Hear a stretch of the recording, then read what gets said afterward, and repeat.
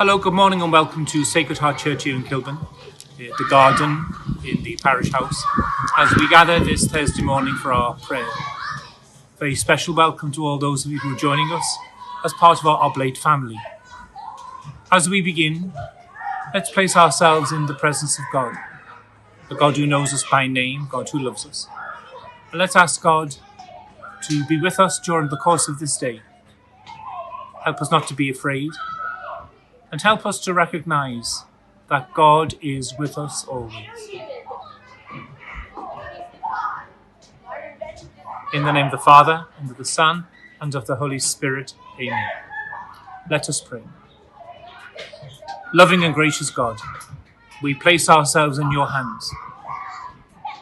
With you beside us, we shall not fear. Give us the courage to believe that we are not alone throughout the course of this day, that you are with us and you will never leave us. We make this prayer through Christ our Lord. Amen. I suppose one of my favourite passages from Scripture comes from the Gospel of Matthew. It's part of the Sermon on the Mount. As most of you know, I come from Liverpool. And one of the accolades that is said of people in Liverpool is, "She is the salt of the earth. He is the salt of the earth." And to be given that title is something to be proud of, really. And it goes back to the gospel. Jesus said, "You are the salt of the earth." But if salt becomes tasteless, what can make it salty again? It's good for nothing and can only be thrown out to be trampled underfoot by people. You are the light of the world. A city built on a hilltop cannot be hidden. No one lights a lamp to put it under the tub. They place it on the table where it shines for everyone in the house. In the same way, your light must shine in the sight of others, that seeing your good works, people may give praise to God in heaven. Let's take a moment to reflect on that passage from Scripture and to ask ourselves the question, how can you respond to the challenge of Jesus this morning to be salt of the earth and to be light to the world?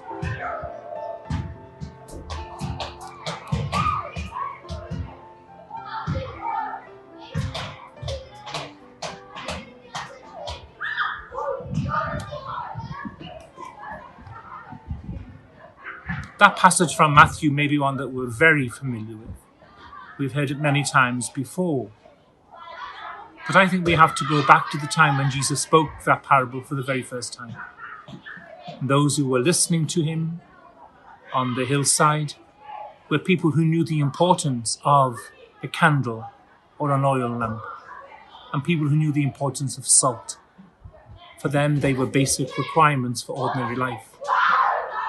Maybe we have lost our own sense of value towards the light of a candle or a pinch of salt.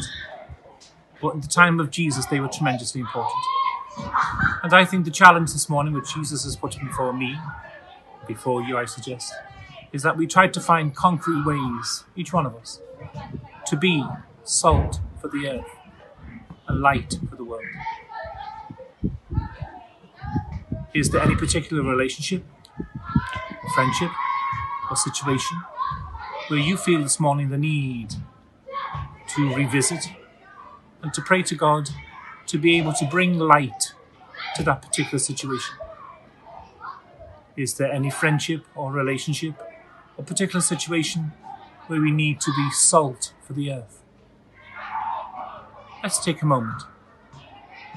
Just think of one area, one situation. Let's ask God now to give us the strength to respond to the challenge, to be salt and light in our world today.